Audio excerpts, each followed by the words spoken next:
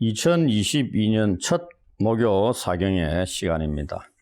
올 한 해 말씀 위에 굳게 서서 힘있게 주님을 섬기며 따르는 삶을 살아가기를 바랍니다. 그리고 올 한 해 저희 교회 표처럼 나라와 민족과 교회 위에 하나님께서 부흥을 허락하셔서 모든 민족이, 모든 성도들이 하나님을 기뻐하게 하게 하시는 날을 보기를 먼저 소망합니다. 우리는 지난주까지 요한계시록 11장을 살펴보았습니다. 그 일곱째 나팔 심판을 통해서 하나님의 나라가 완성되는 것을 보았습니다. 이제 12장을 살펴볼 텐데 내용을 아실 수도 있겠고 오늘 읽은 부분만 보더라도 12장이 예수님의 초림의 내용을 담고 있는 것을 알 수가 있습니다. 그러면은 요한계시록 11장 끝부분이 마지막 그 심판, 하나님 나라 완성에 대한 부분을 담고 있고, 그럼 그 다음 내용이 우리가 생각하게 되면 그 이후에 펼쳐질 내용 이래 돼야 되는데 예수님 초림에 대한 내용으로 돌아갑니다. 요한계시록의 환상이라는 게 시간적인 순서로 이루어진 게 아니고 환상을 보여주신 순서대로 기록을 했다, 이렇게 말씀을 드렸죠. 자기에게 보여주신 그 환상들을 그대로 기록을 한 거죠. 그 순서대로. 그게 시간적인 순서는 아니다는 얘기입니다. 그런 것을 다시 한번 확인하게 되는데요. 우리 주님께서 요한에게 소아시아의 7교회에 전하라는 말씀을 2장, 3장 그 내용이죠. 주신 후에 그 다음 4장에서 그를 하늘로 올립니다. 하늘 보좌실에서의 환상에서 우리는 뭘 보았냐면은 하늘의 예배 장면하고 일찍 죽임을 당하신 어린 양 되신 예수 그리스도를 가장 먼저 우리가 살펴보았습니다. 환상의 부분에서. 근데 이제 다시 12장에서 예수님의 성육신과 이 성천에 대한 환상을 봅니다. 그래서 11장까지 하고 12장부터 22장을 우리는 좀 나누어서 생각할 수 있지 않나 그래 봅니다. 그 중에서 오늘은 첫 시간으로 12장 1절부터 6절까지만 살펴보도록 하겠습니다. 여기에는 중요한 등장인물이 셋 나옵니다. 한 여자가 나오고요. 그 여자가 낳은 아이가 나오고, 그 다음에 그 아이를 집어 삼키려고 기다리고 있었던 한 큰 붉은 용이 나옵니다. 이들에 대해서 우리가 자세히 살펴보도록 하겠습니다. 먼저 1, 2절입니다. 하늘의 큰 이적. 우리는 특히 요한복음 보시면은 우리 한글 성경에는 이적이다 이렇게 표현하면서 밑에 조그만한 글씨로 또는 표적이다 이렇게 됩니다. 표적으로 보셔야 됩니다. 헬라어, 특히 요한복음에 7가지 표적이라는 것도 나오는데 세메이온입니다. 헬라어로. 이 표적에 대한 부분, 이 신약 성경에서는 특히 요한복음의 이 표적이 아주 중요한 역할을 하는 겁니다. 그래서 여기서도 요한계시록에서도 이 표적, 지금 오늘은 2가지 표적을 보여주고 있는 겁니다. 이거는 영적으로 중요한 그 의미를 담고 있는 그런 것을 보여주는 겁니다. 그것을 나타내는데 요한에게도 우리들에게도 시각적으로 물리적으로 뭔가를 가리키는 상징적인 의미를 담고 있는 그런 것이다 얘기입니다. 다 보이는 거죠, 환상이니까. 그게 뭐냐면은 해를 옷 입은 한 여자에 대한 겁니다. 지금 해를 옷 입었다는 얘기입니다.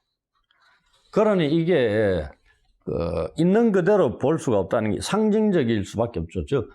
태양의 온도가 얼마 많은데 저걸 옷 입으면 멀쩡한 사람이 있을 수 있느냐. 그렇게 쉽게 생각을 할 수 있는 거죠. 해를 옷 입은 여자에 대한 것입니다. 요한계시록에 여자가 넷 등장합니다. 하나는 2장 20절이 이세벨, 그리고 오늘 본문에 한 여자, 그리고 17장에 큰 음녀가 등장하고 마지막 21장에 신부가 등장합니다. 이세벨과 엄녀는 사탄의 대표자들이죠. 그 다음에 어머니와 신부는 하나님의 백성을 나타내는 겁니다. 그러니까 두 여인은 불경건하고 악하고 두 여인은 거룩한 존재들로 나타나고 있습니다. 그리고 그 발 아래에는 달이 있고 머리에는 12별의 관을 썼다 이렇게 되어 있습니다. 우리가 관하고 왕관 그 2장 3장에 우리가 살펴봤는데 그 스테파노스입니다. 이 여자 머리에 쓰고 있는 관은 스테파노스입니다. 두 번째 용이 쓰고 있는 왕관은 스테파노스가 아닙니다. 디아데마입니다. 디아데마. 그래서 이 스테파노스는 승리의 면류관을 나타내는 겁니다. 그런데 이 디아데마는 이 통치와 관련된 겁니다. 의미가 좀 달라요. 그 여자는 스테파노스를 쓰고 있는 겁니다. 그럼 이러한 모습을 하고 있는 여자가 누구냐는 겁니다. 당연하지 않느냐? 이거 뭐 뻔히 알 수 있을 텐데 뭘 또 누구냐로 묻느냐 이렇게 생각하실 줄 모르겠지만은 의견이 상당히 분분한 주제이기도 합니다. 해를 옷 입고 있고 발 아래 달이 있고 머리 12별의 관을 있는 아주 영광스러운 모습이죠. 그리고 고귀한 모습을 또 여자니까 고귀한 모습을 드러내고 있습니다. 이 여자는 영광스러운 교회를 가리킨다고 볼 수 있습니다. 그것도 이 그리스도를 배출한 구약의 교회와 그 후에 신약의 교회를 통틀어서 말하는 것으로 생각을 할 수 있습니다. 발 아래 달이 있다 하는 것은 이 여자가 교회가 권세를 가지고 있다는 걸 상징하는 듯하고요. 12별로 장식된 이 관은 면류관이라고 그랬습니다. 승리의 면류관, 스테파노스를 머리에 썼다는 것은 그가 승리한 자다 하는 것을 보여주는 겁니다. 우리가 2장, 3장 이기는 자에 대한 약속의 말씀들 통해서 보았죠. 여기에 나타난 이 여자, 이 교회가 이미 승리자로서 아이를 출산하는 그 시점이지만은 이미 어떻다는 얘기입니까? 승리자라는 것을 보여주고 있는 겁니다. 여자가 아이를 뵌 것은 교회라 그랬죠. 구약과 신약을 통틀은 교회라 그랬죠. 이 여자가 아이는 뭐 너무 쉬운 거죠. 예수님입니다. 그리스도입니다. 그 말은 얼핏 보면 신약 교회는 예수님 이후에 나타났는데 무슨 교회가 예수님을 뵀느냐 이래 얘기를 할 수 있는데 여기는 제가 구약의 교회와 신약의 교회를 통틀어서 말씀을 드린다 그랬죠. 로마서 9장 4절 5절에 보면은 육신으로 하면 그리스도가 그들에게서 나셨다 이런 표현이 있습니다. 그들은 육신의 이스라엘을 가리키는 겁니다. 그런데 사도 바울 서신뿐만이 아니고 요한계시록에서도 얘기하고 이걸 이제 여자로 의미하는 뜻이 그 구약의 교회와 신약의 교회를 통틀어서 말씀하고 있다는 것은 상징적인 의미를 지니는 것이고 그렇다 그러면 이 교회는 구약의 이스라엘과 그것을 완성한 대체된 신약의 교회 그리고 구약 속에도 교회가 담겨 있다고 말씀을 드렸고 우리는 창세기 3장까지도 거슬러 올라가는데 그들에게서 그리스도가 나셨다고 사도 바울이 명확하게 말씀을 하고 있습니다. 육신으로. 그래서 이런 표현들이 지금 이적의 표적의 모습이 이상한 것은 아니다고 우리가 충분히 받아들일 수 있고 생각할 수 있습니다. 이를 통해서 요한은 교회 혹은 하나님의 백성이죠. 신구약 통틀어서 이 하나님의 백성의 영광이 얼마나 놀라운가를 강조를 하고 있는 겁니다. 그래서 하나님의 백성들에게 부여하신 영광이나 권세, 특권은 너무나 놀랍고 영광스러운 겁니다. 그렇기 때문에 우리는 함부로 하나님의 교회를 폄하하거나 비판하는 일은 삼가해야 됩니다. 하나님의 백성들에 대해서도. 하나님의 백성은 자신들이 얼마나 영광스러운 은혜의 반열에 속하여 있는가를 늘 기억하며 살아야 된다는 겁니다. 2절 보시면 이 여자가 아이를 베어 해산을 하는데 아파서 애를 쓰며 부러지졌다고 기록을 하고 있습니다. 이 2절의 이 환상의 이 모습은 어디까지 올라가냐면은 창세기 3장 14절부터 16절에 있는 이 여자의 후손이 뱀의 머리를 상하게 할 것이라는 이 예언의 말씀으로까지 거슬러 올라갈 수 있습니다. 그래서 하나님의 언약 백성을 표상하는 이 여자는 에덴 동산을 잃어버렸잖아요. 마귀의 사단의 꼬임에 넘어가가지고 그때 상실한 것을 되찾을 분을, 회복하실 분을 지금 출산하고 있다. 이렇게 보시는 겁니다. 그 장면으로 생각을 할 수 있다는 얘기입니다. 그럼 이 아이는 누구냐? 이건 5절 가서 우리가 살펴볼 수 있습니다. 그 아이는 장차 철장으로 만국을 다스릴 남자이신 하나님의 아들 예수 그리스도이십니다. 이 부분은 5절 살필 때 다시 말씀을 드리도록 하겠습니다. 그 다음 또 다른 하늘에 있는 표적을 보게 되는데 한 큰 붉은 용에 대한 표적입니다. 이 용, 그 다음에 용이 붉다. 이 붉다라는 것은 표현이 어떻게 표현할 수 있냐면은 이 붉다라는 건 피와 관련돼 있을 수도 있고요. 죽음과 관련돼 있을 수도 있고. 그래서 그 용이 선한 자가 아니기 때문에 사탄이잖아요. 멸망시키고자 헐떡거리는 모습을 또 표현하기도 합니다. 그리고 이 붉은색이라는 건 이 사탄의 살인마적인 성격을 상징합니다. 또한 그의 폭력적이고 억압적인 성격까지도 나타내 보여주고 있는 색입니다. 그러면서 이 용은 우리가 영어로는 드래곤이라고 그러는데 이 헬라어도 비슷합니다. 드라콘입니다. 드라콘. 용이 드라콘입니다. 이 신약 성경에 이 드라콘 용은 오직 요한계시록에만 나타납니다. 다른 성경이 안 나타난다는 얘기입니다. 그리고 1차적으로 용은 사탄을 가리키는 것으로 요한계시록에 많이 나타납니다.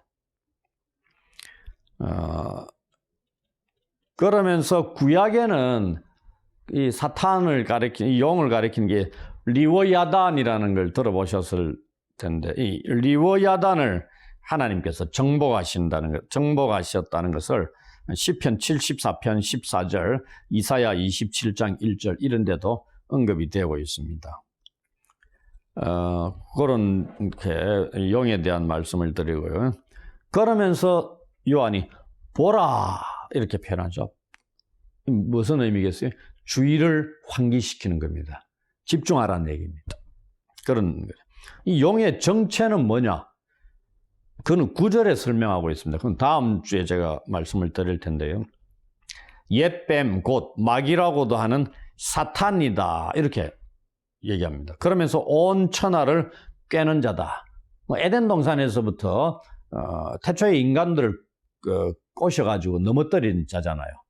그리고 광야에서 예수님까지 넘어뜨리려고 꼬셨던 그런 자입니다. 말씀으로 막 꼬시고 그랬죠. 그래서 에덴 동산의 최초의 인간들은 넘어졌지만은 마지막 아담으로 오신 예수님은 승리하셨다는 얘기입니다. 그걸 대비되기도 하고요. 이것에 대해서는 이제 다음 주에 더 구체적으로 말씀을 드리도록 하고 3절에 나타난 그의 모습이 어떠한가를 말씀을 드리겠습니다. 머리가 7이고 머리에 7 왕관을 썼다. 이렇게 있습니다. 이 왕관이 그겁니다. 아까 그 여자가 쓴 관하고 구별된다. 그 말씀을 드렸죠. 이거는 디아데마입니다.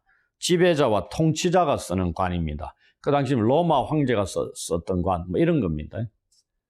여자가 쓴 면류관하고 구별을 하셔야 됩니다. 우리는 그냥 관, 왕관 이렇게 표현을 했지만은 헬라어로는 명확하게 스테파노스와 디아데마라고 확연히 구별이 됩니다.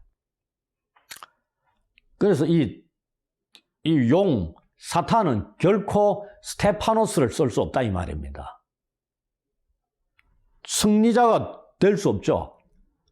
영원히 승리자가 될 수 없는 게 사탄입니다. 승리자는 오직 먼저 예수 그리스도께서 되셨고 그 다음 그분을 따르는 하나님의 백성들이 승리자가 되어서 이기는 자에게 면류관을 주시는 그런 겁니다. 그리고 뿔이 열이다. 이것이 상징하는 바가 뭐냐? 요한계시록 쭉 살펴봐야 되는데 오늘 본문에서는 전혀 설명을 하고 있지 않습니다. 머리가 일곱이고 머리에 일곱 왕관이 있고 뿔이 열이다. 이걸 가지고 이제 계시록 해석하면서 많이 설명들을 하죠. 근데 오늘 본문에는 전혀 안 나타납니다. 그래서 우리가 이제 자세하게 말씀을 드리는 걸 여기서는 생략하고요. 단지 머리가 일곱, 뿔이 열이다는 것 속에서 숫자적인 의미, 일곱과 열이 나타납니다. 이 숫자는 온전함을 강조합니다. 그러니 이 용도 온전하구나 이렇게 생각하는데 무엇에 대한 거냐? 이들이 사탄이 하는 게 압제하는 악한 권능과 이것이 이 땅 세계 속에서 효력을 발휘하는 데서만 온전하다 이 말입니다. 그래서 이 땅에 대해서 이제 하늘의 영향력을 미칠 수 없는 거죠. 땅에 대해 갖고 있는 이 왕권, 통치권 이거에 대해 교회와 세상을 억압하는 그런 자기의 뜻을 행사하는 것 이걸 증명하고 있는 그런 것에 불과한 겁니다. 이 왕관, 디아데마는 마귀 자신이 이 주권적이고 보편적인 이 권세를 갖고 있다고 말은 하지만 거짓 주장이라는 겁니다. 왜냐하면 19장 11절부터 21절에 보시면 진짜 왕관을 쓰신 많은 왕관들을 쓰고 있는 분이 나타납니다. 여기는 많은 왕관들, 디아데마타 이래가지고 복수형으로 나타납니다. 이분이 참된 만왕의 왕이요 만주의 주이신 예수 그리스도 이분의 권세와 반대되는 짝퉁이다 이 말입니다. 그걸 이제 대비시키는 뜻에서 제한적인 왕권 통치를 하는 거고 땅에 대해서 하나님의 백성들에 대해서 핍박하는 가운데 그러나 실질적인 통치권 온전한 왕관을 쓰신 참된 왕이요 주가 되신 분은 나중에 19장에 또 나타납니다. 이것은 이 사탄이 물론 이 하나님의 권세 아래에 있다고 욥기서 같은 데 나타나 있잖아요. 제한된 범위 내에서 불신자들을 통해서 온 세계를 지배하고 있고 통치하고 있다는 걸 알려줍니다. 그래서 예수님께서 이 땅에 오셔가지고 귀신들을 쫓아내는 사역들을 하시는 게 이런 겁니다. 왜냐하면 세상을 지배하고 있는 자가 이 사탄이기 때문에 이들로부터 구출하는 일이 귀신을 쫓아내는 일이었다는 얘기입니다. 또 하나는 병자들을 고쳐주시는 일들이었죠. 그리고 하나님 나라 복음을 전하는 이러한 일들을 통해서 하나님 나라를 이 땅에 가져다 주시는 일들을 하신 거죠. 4절에 보시면 이 용이 하는 혹은 하고자 하는 일이 나타납니다. 무슨 일을 하고 있습니까?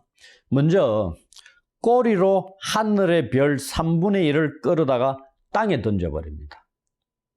이 이미지의 의미가 뭐냐? 쉽지 않습니다. 안다는 게. 근데 이 꼬리로 하는 거죠. 벌써 우리가 여러 번 보지 않았습니까? 특히 9장 보면은 이 황충이 사람들을 괴롭힐 때 꼬리에 권세가 있다 되어 있습니다.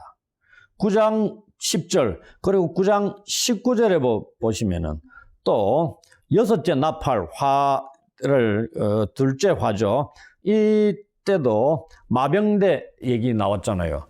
거기에도 말들의 힘이 입하고 꼬리에 있는데 희한하죠. 꼬리에 힘이 있는 겁니다. 아니 말의 힘이 꼬리에 있겠어요?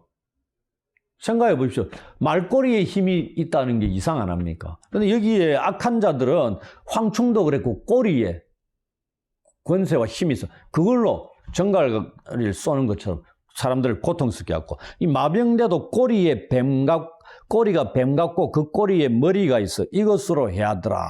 뭐 이런 걸 합니다. 오늘 본문의 용도 마찬가지입니다. 꼬리로 하늘의 별 3분의 1을 끌어다가 땅에 던져버립니다. 이게 뭘 의미하느냐? 이 다니엘서 8장 10절을 배경으로 하고 있는 듯합니다.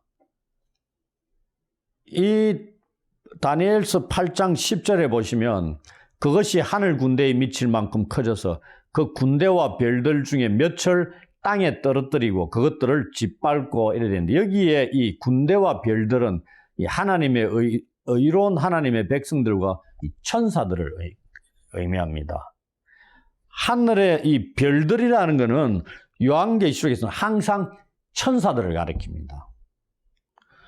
하나님의 백성들을 별들로 가리킨 경우가 요한계시록에는 없습니다. 그러니 이건 천사들로 보면 됩니다. 그러면 이제 조금 쉽죠. 용이, 사탄이죠. 꼬리로, 힘으로 하늘의 별 3분의 1, 하늘의 천사들 3분의 1을 끌어다가 자기 편을 삼아가 땅으로 던진다는 건 타락시키는 겁니다. 그건 우리가 이미 대충 성경을 통해서 알고 있는 내용이죠. 여기에 하늘에 다음 주 살펴볼 7절에 보면 하늘에 전쟁이 있다 이런 얘기 나옵니다. 하늘의 전쟁에 대한 배경을 우리한테 보여주고 있는 겁니다.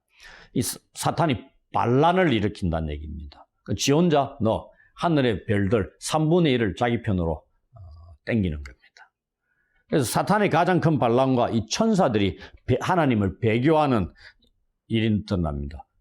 목적이 뭐다는 얘기입니까? 4절을 보시면은 대충 합니다. 예수님의 지상 사역을 막기 위한 겁니다. 그래서 사탄이 예수님 사역 직전에 어디로? 성령께서 예수님을 이끌어 광야로 내보냅니다. 사탄에게 시험을 받게 하십니다. 사탄이 하는 게 자기 쫄개들과 더불어 사탄이 하는 짓이 예수님의 구원 사역을 가로막는 겁니다. 그게 성취가 되면 안 되잖아요. 그것을 알려주고 있습니다. 그래서 우리가 악령 또는 이 귀신이라면서 옛날에 정확한 시기는 모르지만 천사가 타락한 거지, 불신자의 영혼이 죽어가지고 갈 곳을 잃어가 이 땅에서 떠도는 것, 이렇게 생각하면 안 된다는 얘기입니다. 불신자의 영혼은 죽어 어디로 가죠? 음부로 갑니다. 우리가 누가복음 16장에 부자와 나사로 비유에 나와 있잖아요. 나사로는 아브라함의 품에 가고 부자는 죽어서 음부에서 고통당하고 있다는 것을 예수님이 말씀하고 있습니다. 그래서 이 세상에 떠돌아다니고 미혹하는 악령들은 사람들이 죽어가 떠도는 그게 아니고, 여기에 하늘에서 사탄 용과 더불어 협력하여 하나님을 거역하고 땅으로 쫓겨난 귀신들이라는 얘기입니다. 영적인 존재고 그 우두머리가 큰 붉은 용 혹은 사탄, 마귀라는 얘기입니다. 그걸 우리한테 알려주는 겁니다. 그래서 그리스도인들이 이제 더 이상 세상 사람들이 얘기하는 그런 것에 미혹되면 안 된다는 얘기입니다. 나도 우리 조상 중에 누군가가 나한테 오고 이런 식으로 생각하면 안 된다는 얘기입니다. 그리고 용이 또 그 다음 하는 일이 뭐냐면은, 해산하려는 여자 앞에 서가지고 해산하면은 그 아이를 집어 삼키고자 기다리고 있는 겁니다. 큰 붉은 용이 해산하는 여자 앞에 서가지고 딱 버티고 집어 삼키려고 기다리고 있는 그림을 한번 상상해 보십시오. 얼마나 끔찍하고 공포스럽습니까? 우스꽝스럽습니까? 전혀 안 그렇습니다. 이 용이 그 아이를 집어 삼키려고 했다는 것은 이 예수님이 메시아죠. 메시아가 태어나면은 그를 죽이려고 했다는 것을 말합니다. 실질적으로 이 구체적인 모습이 마태복음 2장에서 이 헤롯 대왕을 통해서 나타나고 있죠. 헤롯은 당시에 이 마귀의 도구가 되어가지고 아기를 찾아 죽이기 위해서 사람을 보내 베들레헴과 그 주위 모든 지경 안에 있는 사내 아이를, 남자아이죠, 2살부터 그 아래로 다 죽여버립니다. 이처럼 이 4절에서는 용이 하나님과 하나님의 백성들을 어떻게 대적했는가도 설명하고 있습니다. 이 사탄은 여자의 후손이 자기 머리를 상하게 할 것이라는 말을 들은 순간, 에덴 동산에서 하나님 말씀하시는 걸 못 들었겠습니까, 사탄이? 거기서 꼬셨는데. 그 말을 들은 순간부터 메시아를 탄생시킬 혈통을 파멸하려고 자기에게 주어진 제한된 능력 안에서 온갖 노력들을 다해왔다는 것을 우리는 알 수 있습니다. 이게 성경 전체를 통해서 우리가 확인하게 되는 거죠. 그 제일 먼저가 가인이 아벨을 쳐 죽이는 겁니다. 그 다음에 바로가 히브리인 남자아이들을 전부 다 물에 빠뜨려 죽이는 겁니다. 그 속에서 모세가 살아나는 거죠. 그 다음에 사울왕이 다윗을 창으로 2번씩이나 던져서 죽이려고 했던 것도 그런 거죠. 그 다음에 우리가 에스더스의 하만이라는 자가 페르시아 지방에 살고 있었던 유대 민족을 전멸시키려고 했던 음모를 꾸민 것도 보게 됩니다.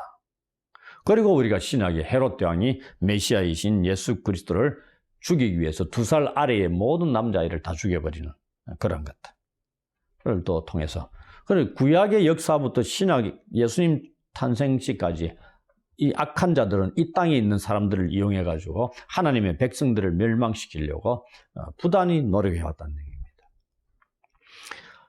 이 4절에서 상징화된 이 하나님의 백성들의 역사 속에서 새로운 일들, 새로운 발전들이 일어나려고 할 때마다 다윗 왕이 세워지는 게 놀라운 그 일이잖아요.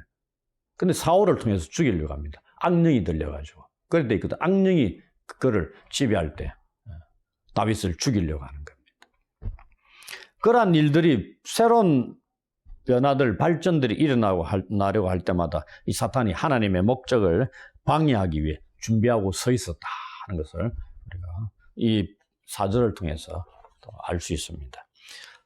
이제 5절에 용의 이러한 위협 가운데서 여자가 아들을 낳습니다. 여자가 낳은 아들은 메시아, 곧 예수님을 뜻합니다. 이 여자가 누구인가에 대해서 2절에서 우리가 살펴봤죠. 그리스도를 배출한 구약의 교회와 그 위의 신약의 교회를 통틀어 이 영광스러운 이 교회를 말하는 것으로 생각하는 것이 좀 나을 것입니다. 예수님은 구약교회의 예언과 대망과 고통 가운데 오셨고 율법 아래 나셔서 온 인류를 구원하신 분입니다. 이 갈라디아서 4장 4절에 보시면 그런 말씀이 있죠. 이 아들은 장차 철장으로 만국을 다스릴 자라고 말씀하고 있습니다. 이것은 이 다윗의 후손으로 기름 부음 받은 통치자가 되시는 이 메시아 그리스도께서 권세를 가지고 온 세상을 다스리신다는 것을 말씀합니다. 이 내용은 시편 2편에 나오거든요. 시편 2편은 왕의 대관식을 그리고 있는, 찬양하는 그런 말씀입니다. 거기에 중요한 말씀들도 나오고요. 시편 2편 9절 같은데 보시면은 나옵니다. 이 아이를 하나님 앞과 그 보좌 앞으로 올려가더라는 것은 그리스도께서 승리하셔서 부활하시고 성천하시는 이러한 일들까지 다 담고 있는 말씀입니다. 내용이 아주 압축되어 있죠. 그 중간 과정들 다 생략되어 있습니다. 예수님 탄생하시자마자 바로 들려 올라갑니다. 우리는 복음서에서, 사복음서에서 나타난 그 많은 내용들 다 생략되어 있습니다. 이 예수님의 하늘로 들려 올라가심으로 예수님을 죽이려고 하는 마귀의 공격이 실패로 끝나죠. 이 5절에서 왜 이렇게 예수님의 생일을 전부 다 빼버리고 탄생과 부활 성천만 딱 그리고 있느냐. 몇 가지 이유가 있습니다. 중요한 거는 여기서 말씀하는 그 예수님의 그 공생애나 생애를 전하려고 하는 게 목적이 아니고 무엇이 이 사탄의 패배에 주목을 하고 있는 겁니다. 그 다음에 예수님 성천을 만국에 대한 그의 통치와 지금 연결시키고 있잖아요. 철장으로 만국을 다스릴 분. 지금 하늘에 계시는 분이고 이 세상을 통치하시는 분으로 또 일찍 죽임을 당한 어린 양을 우리는 그 앞부분에서 5장인가 거기서 살펴봤잖아요. 그래서 이 부분을 강조를 하려는 그런 의도가 있지 않느냐 생각합니다. 그리고 성천하고 난 뒤 그 다음 단계가 뭐냐?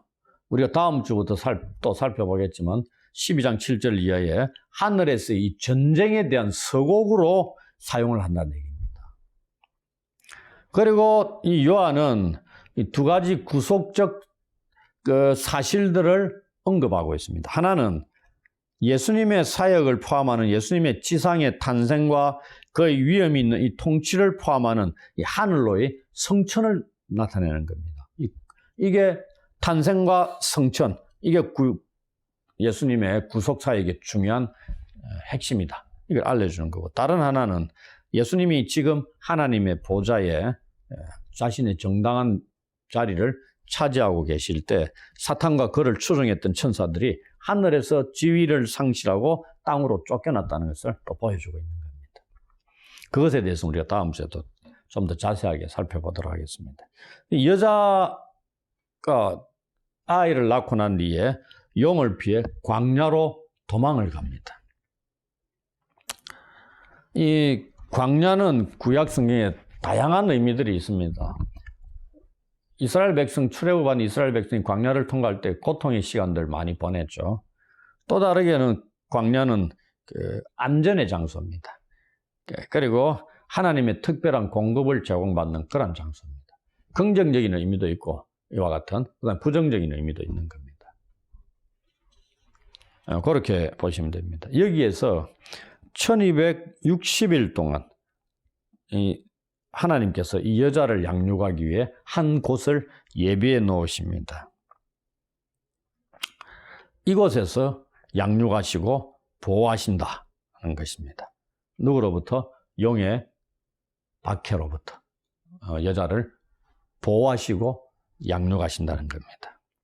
이것을 어떻게 보호하고 양육하시느냐? 12장 13절부터 17절에 뒷부분이 쭉 나옵니다. 그때 가서 살펴보기로 하고요. 11장 3절에서 우리가 지난번 11장 3절에서 1260일이 뭐냐에 대해서 말씀을 드렸습니다. 거기에는 두 증인의 예언 기간이다. 그리고 이 1260일을 연으로 따지면 3년 반입니다.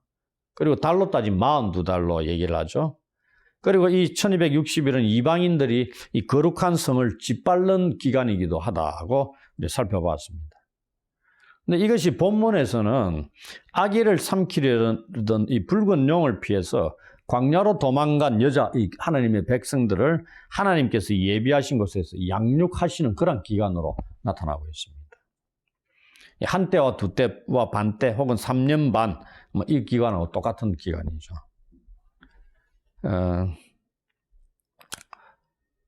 그래서 핍박의 기간에 하나님의 보호, 양육을 받는 그러한 기간입니다.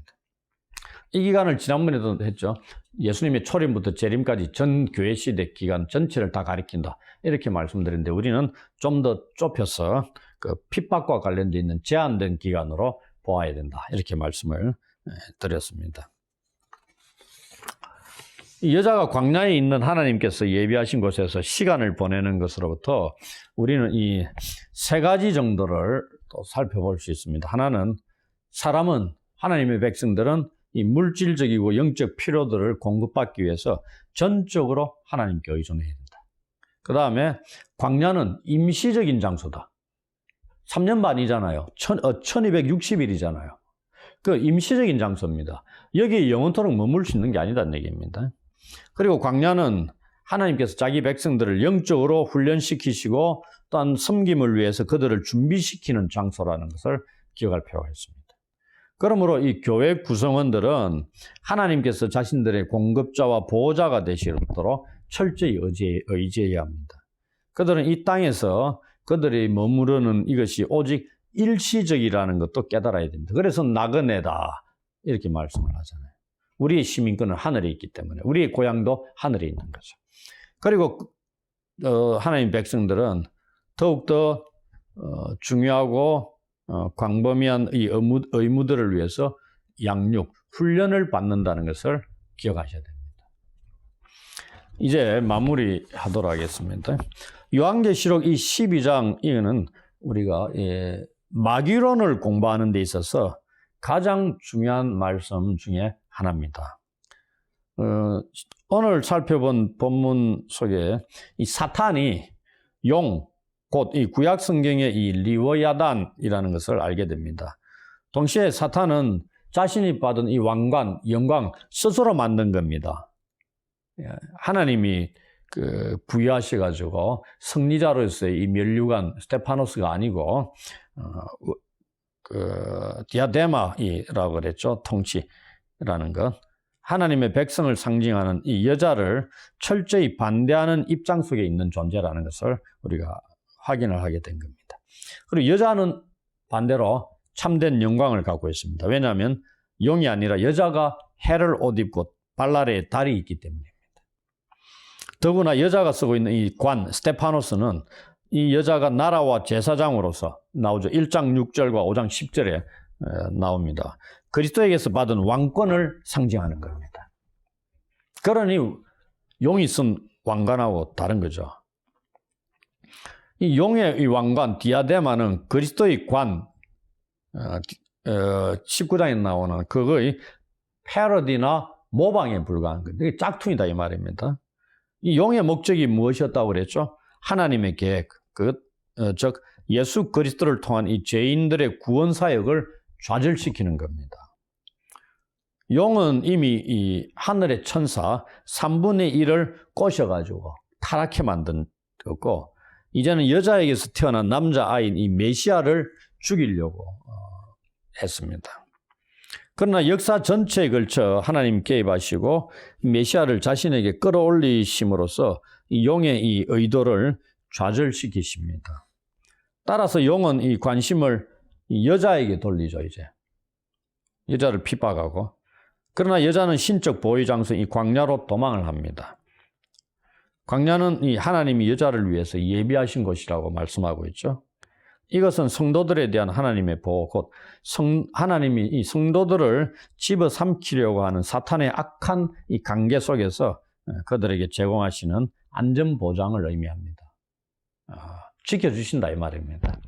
그래서 하나님은 자기 백성을 끝까지 책임지시고 이 악의 세력으로부터 지켜주신다는 것을 우리는 확신을 가져야 됩니다. 이것은 악한 세력들에 노출되어 살아가는 이 세상에서의 하나님의 백성들에게 있어서는 엄청난 큰 힘이 아닐 수 없습니다. 이 사실을 굳게 붙들고 우리는 영적인 전투에 임해야 할 것입니다. 그리고 그리스도께서 이미 승리하신 것처럼 우리 또한 늘 승리하는 자들이 되시기를 주의 이름으로 축원합니다. 아멘.